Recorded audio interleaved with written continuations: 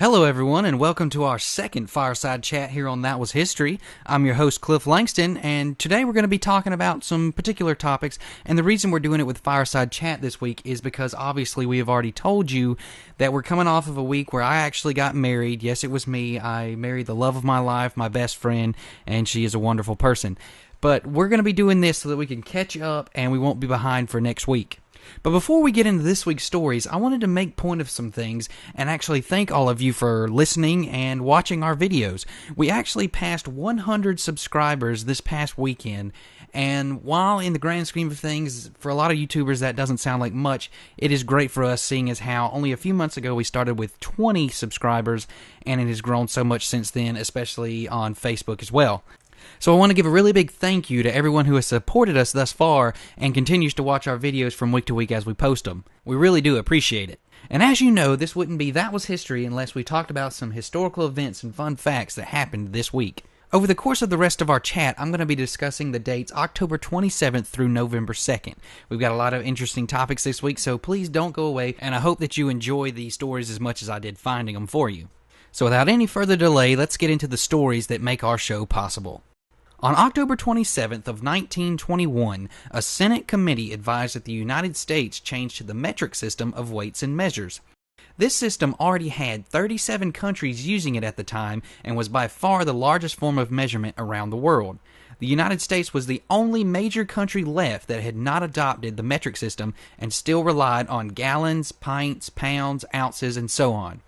As you can tell, we have yet to learn. America still remains in a resistance to this system today. The second story on our list happened on October 28th of 1965.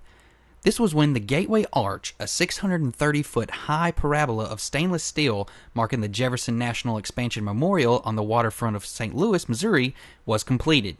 I have actually never had the chance to visit this great arch, but I'm sure it is a sight to behold. Thirdly, October 29th of 1929 was the day that the stock market crashed on the New York Stock Exchange.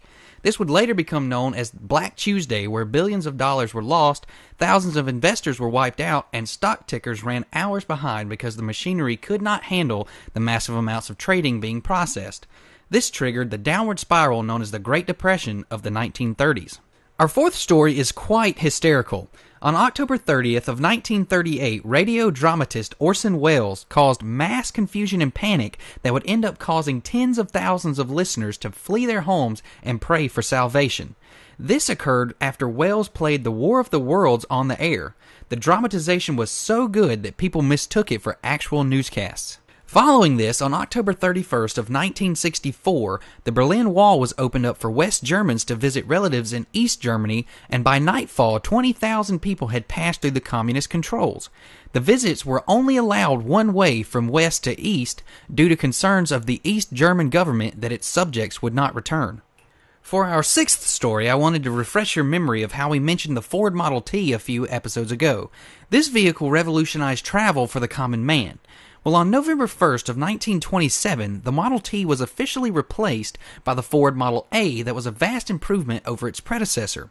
The Model A had several model styles and started pricing at around $460. This vehicle would stay in production until 1932. Our last story comes to you courtesy of one of That Was History's subscribers. They contacted us a few weeks ago with the historical event, and we knew right then that we wanted to save it and talk about it now. We were informed that on November 2nd of 308 AD, Lu Yuan Chao became the emperor of the early Chao dynasty. I hope I pronounced that name correctly, and forgive me if I didn't, but I did want to take this time to encourage everyone to submit ideas that they would like to see on the show. We always love hearing from our viewers. Well, that's going to end this episode. We hope that you enjoyed everything, and again, I apologize that we don't actually have a full-length video for you this week, but we didn't want to get behind so that next week we'll have all new content and it'll be on time. Be sure to subscribe to us on YouTube, like us on Facebook, and follow us on our Twitter page if you like the content that you heard today. Well, in the spirit of FDR, I hope you enjoyed this fireside chat. My name's Cliff Langston. I'll see you next Friday.